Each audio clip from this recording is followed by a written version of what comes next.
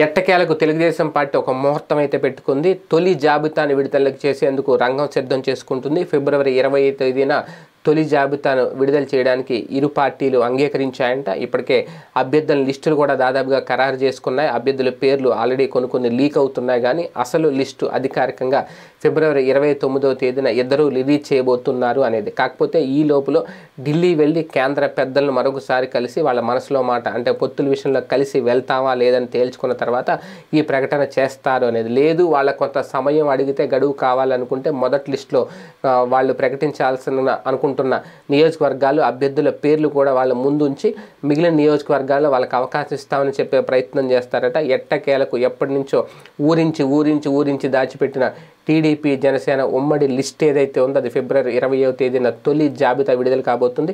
మరి అందులో ఎవరు ఉత్తీర్ణులు అవుతారు, ఏ అభ్యర్థుల పేర్లు రిలీజ్ అవుతాయి, అందులో ఎంతమంది ఆశావాహులు నిరాశావాహులుగా మారతారనేది చూడాలి.